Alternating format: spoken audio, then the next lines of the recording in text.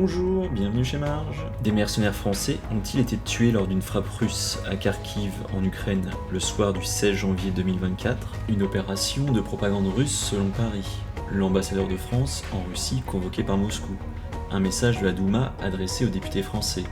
Que s'est-il vraiment passé? Eh bien, c'est le ministère de la Défense russe qui a fait cette déclaration il y a quelques minutes. Dans la soirée du 16 janvier, les forces armées de la Fédération de Russie ont lancé une frappe de précision sur un immeuble où se trouvaient des combattants étrangers dans la ville de Kharkiv qui était basée sur des mercenaires français. Cette attaque aurait donc eu lieu, ici vous allez le voir sur cette carte, à l'est de l'Ukraine, on le disait dans la ville de Kharkiv, c'est la deuxième ville du pays et voilà ce qui est présenté comme le bâtiment visé. Vous allez voir effectivement cette façade éventrée. Les pompiers à pied d'œuvre, les contre pro-russes présentent cela comme, je cite, un immeuble d'hébergement temporaire pour des mercenaires.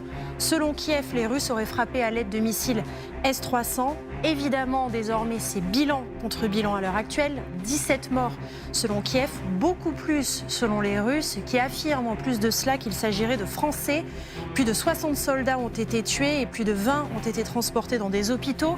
Cette frappe a permis de détruire complètement le bâtiment où étaient stationnés les mercenaires. Rappelons-le, il s'agit d'une annonce de Moscou, c'est ce que déclarent les Russes et rien ne nous permet à l'heure actuelle de confirmer cette information et ce bilan. C'est pas la première fois que les forces armées de la Fédération de Russie frappent des bases de mercenaires et où il se trouvaient des Français. Donc je rappelle que dans la nuit du 12 au 13 mars 2022, déjà ils avaient frappé la base de Yavorov. Donc c'était une base au tout début de l'opération spéciale. Donc c'est pas la première fois. Les Français sont assez nombreux. Je tiens une liste avec tout un groupe de Russes, de volontaires étrangers. On essaye de faire des listes de ces gens. Actuellement, on en a 145 dans ces listes. Donc effectivement, ils sont bien présents sur le terrain et côté ukrainien. Ils sont massivement dans la Légion internationale ukrainienne, mais aussi dans d'autres unités, dans la brigade de Svoboda, dans le bataillon Karpatyan Sich. Ils sont également dans d'autres unités différentes, également dans la défense territoriale. Enfin voilà, ils sont répartis dans le Djouk, le corps néo-nazi du Pravi Sector, et également dans le corps des hospitaliers, également corps néo-nazi créé par Yarosh en 2015. Alors, on sait évidemment qu'il y a beaucoup de mercenaires. J'ai donné le chiffre dans la précédente question de 145 Français. C'est le chiffre qu'on connaît. Le journal Le Monde avait fait un article en fin d'année dernière disant qu'il y avait 800 Français qui s'étaient présentés pour s'enrôler et que 300 avaient été pris. Donc il existe effectivement des mercenaires. Pour la deuxième information, ce qu'on appelle les fantômes, c'est-à-dire des vrais soldats français, j'ai une information par deux sources militaires françaises que la France en 2022 a cherché à convaincre des soldats français de démissionner de l'armée pour partir en Ukraine pendant 1 an avec des gros salaires et ayant des spécialités spécifiques. Donc on est sûr aussi que la France a envoyé des soldats fantômes qui normalement ne sont pas sur le terrain. Et est-ce que ces volontaires français vont là-bas avec l'aval du Quai d'Orsay ou bien c'est vraiment une initiative privée? Bien non, en aucun cas, il n'irait pas avec l'aval du Quai d'Orsay, au point qu'il ne serait même jamais d'ailleurs rapatrié, d'après ce que nous confiait Xavier Titelman, parce que le Quai d'Orsay considère qu'ils ne se battent pas pour la France et il va de soi qu'ils ne partent pas non plus avec l'aval du ministère des Armées. Aucun soldat français ne se bat officiellement en Ukraine pour le compte de la France. Cette idée que des dizaines de ces volontaires français étaient rassemblés dans un bâtiment au cœur de Kharkiv, est-ce que ça vous semble vraisemblable et est-ce que cette annonce russe vous semble vraisemblable? J'ai fait encore mieux que ça, j'ai contacté tous les Français qui sont dans tous les groupes de la zone, il y en a 5 groupes que j'ai contactés. Il n'y a aucun blessé, aucun mort, aucun bombardement dans aucun des groupes. Ils sont tous sains et saufs, il n'y a aucun... Et de toute façon, les Français, ils ne se rassemblent pas dans des unités, ils sont répartis dans des groupes, en fonction de leur spécialité, les dronistes, les tireurs d'élite, etc. Donc de toute façon, il n'y a jamais eu Français qui se sont réunis dans un même endroit, ça n'existe pas, cette méthode de fonctionnement dans l'armée ukrainienne. Donc, si je vous entends bien, cette affirmation russe vous laisse dubitatif? Ah mais elle est complètement mensongère comme toutes les autres, et à mon avis c'est plus pour allumer un contre-feu médiatique suite à l'annonce de la livraison des scalps, suite à l'annonce de la visite du président de la République en Ukraine en mois de février, et suite à la visite du ministre de la Défense ukrainien demain à Paris. C'est uniquement du bruit médiatique, moi je l'affirme 100% de certitude, il n'y a pas de Français qui a été tué dans une attaque à Kharkiv dans les derniers jours, il n'y a pas eu de Français qui sont morts en Ukraine depuis plusieurs mois maintenant. Dans quelle mesure Kiev compte sur ces mercenaires étrangers ? C'est surtout, je pense, plus dans un but à la fois médiatique et pour pouvoir aussi demander toujours plus d'armes au pays. D'ailleurs, d'où viennent ces mercenaires? Ils servent surtout d'instructeurs pour apprendre justement aux soldats ukrainiens à manier les armes de l'OTAN qui leur sont fournies par les pays occidentaux. Clairement, on a eu d'ailleurs confirmation qu'effectivement c'était des mercenaires étrangers, principalement des Français, puisque on a l'ancien agent du SBU, Vassili Prozorov, dont les sources au sein du SBU lui ont confirmé que dans les hôpitaux, ils ont reçu pas mal de blessés qui parlent français. Le troisième type de mercenaires que l'on a est lié particulièrement au système d'armes que l'Occident livre à l'Ukraine.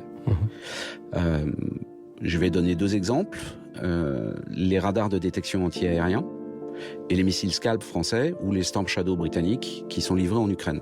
Ce sont des systèmes d'armes qui sont compliqués. Former un opérateur radar, ça se fait pas sur un claquement de doigts, ça se fait pas en 15 jours. Pour former quelqu'un sur le système Patriot, par exemple, c'est 1 an de formation.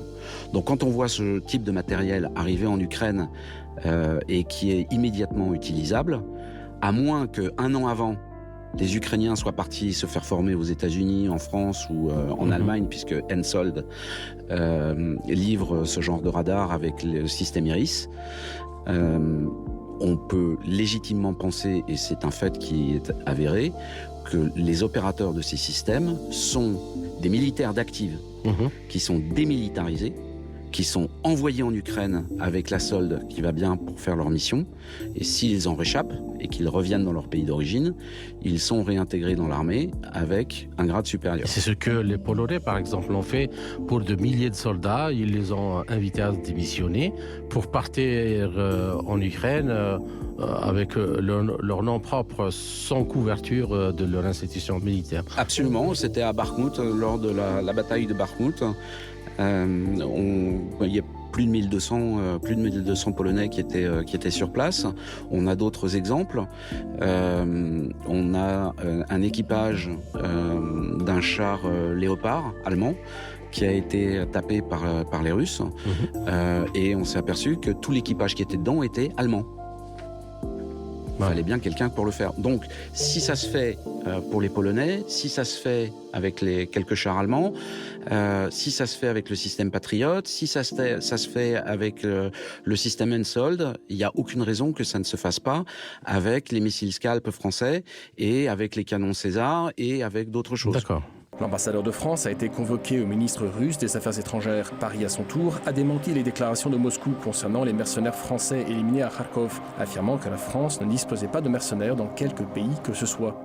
La France n'a pas de mercenaires, ni en Ukraine, ni ailleurs, contrairement à d'autres. Il s'agit d'une nouvelle manipulation grossière russe. L'ambassadeur de France en Russie, Pierre Levy, qui a été convoqué par le ministre russe des Affaires étrangères en raison de la présence de mercenaires français en Ukraine, a quitté le ministère sans exprimer de commentaires.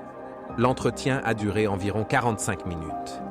Le ministère russe de la Défense a déclaré plus tôt que les forces russes avaient effectué une frappe précise sur un centre de rassemblement temporaire de combattants étrangers à Kharkov. Selon le ministère, la majorité des mercenaires étaient de nationalité française. Le bombardement a causé la mort de 60 combattants et plus de 20 blessés.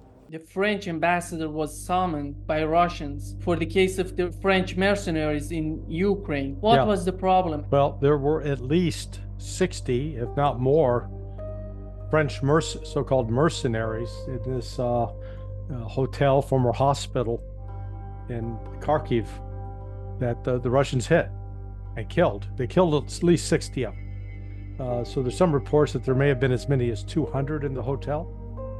So France has a problem. if you've followed the number of foreign mercenaries in country, in Ukraine, since the start of the special military operation in February 2022, there was an initial spike during the first 6 months of 2022.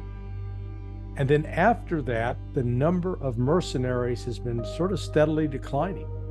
People getting, there's no good command and control. They're not getting paid.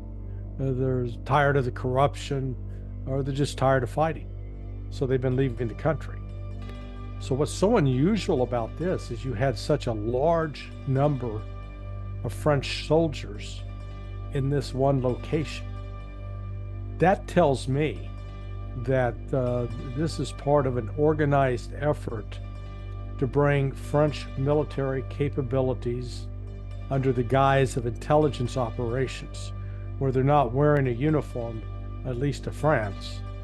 Maybe they'll put on a Ukrainian uniform, but that these are people that have actual skills, such as working with Patriot missile batteries, or shooting particularly an artillery piece like 155 millimeter artillery. Because Ukraine has lost those skilled personnel and they need to make up for it. Because this is so unusual that you would get this many mercenaries in this one location. Remains to be seen if there are any Brits or Americans as well. So that's why the French ambassador's in there, and he's got to, he's going to go in and lie. Oh, we knew, mon Dieu, we knew nothing about it. Oh, this is, ridiculous. Appel de la Douma à l'Assemblée nationale de la République française concernant la participation de mercenaires français aux actes criminels du régime de Kiev. Les députés de la Douma de l'Assemblée fédérale de la Fédération de Russie lancent un appel à leurs collègues, les députés de l'Assemblée nationale de la République française, concernant les données confirmées par les autorités compétentes et les médias indépendants sur la participation de mercenaires français aux hostilités sur le territoire de l'Ukraine aux côtés du régime nazi de Kiev.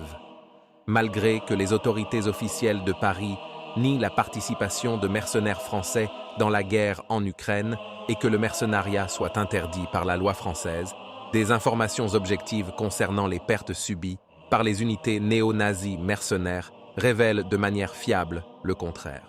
Aujourd'hui, nous devons répondre à nous-mêmes, à nos électeurs. À qui avons-nous affaire lorsque nous parlons de la France et des Français?